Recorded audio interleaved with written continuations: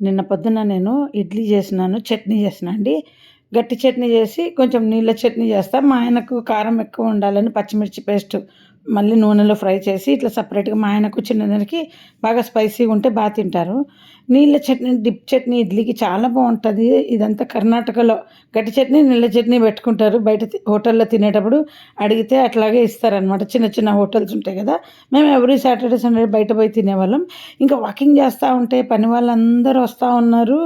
వెళ్తున్నారు ఒక్కొక్కరు 10కి పెద్ద వస్తున్నారు స్లోగా. 10కి పనిలో స్టార్ట్ అయితే ఇంక వీళ్ళు పనులెప్పుడు చేస్తారు? మా ఆయన్ని అడిగినా మనకు పని మనిషే లేదసలు. ఏం లైఫు?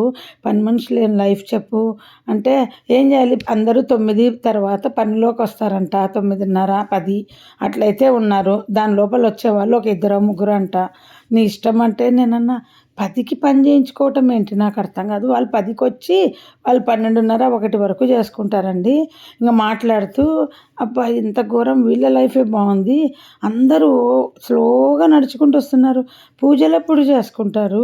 అసలు పండగలప్పుడు ఎట్లా 10కొస్తే బయటికెళ్ళాలి. శనివారాలు, ఆదివారాలు బయటికెళ్ళే వాళ్ళుంటారు. పోనీలే ఇంకా చూద్దాం దేవుడున్నాడులే అనేసి ఇంకా వదిలేశాను. మా ఎప్పుడు వాకింగ్ పోయినప్పుడు నాకు పని వాళ్ళు కనిపిస్తా ఉంటారు.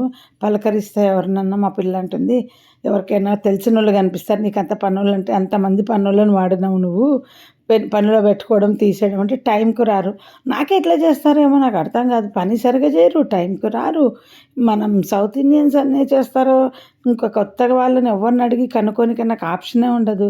మేము ఇలా భక్షంలో పాలేసుకొని తింటామండి. ఫ్రిడ్జ్‌లో పెట్టుకుంటే భక్షం చేసినాక ఎప్పుడు కావాలో అప్పుడు తీసి ఫ్రెష్‌గా తినొచ్చు. మైక్రోవేవ్ లేని వాళ్ళు వేడి వేడి పాలేసుకోవచ్చు. ఇలా ఫ్రిడ్జ్‌లో పెట్టుకోవచ్చు అనేది నా టిప్ కాదండి. బెంగుళూరులో ఉన్నప్పుడు నాకొకరు చెప్పారనమాట. సో, నేను కూడా చేసినాక రాత్రి తిన్నాక అన్నీ ఫ్రిడ్జ్‌లో పెట్టేస్తా. ఇంకా మా డిష్ వాషరు సర్ఫు 1 కేజీ పడతదండి. సాల్ట్ 2 కేజీలు పడతది. షైనర్ ఒకటి పడతది మంత్లీ.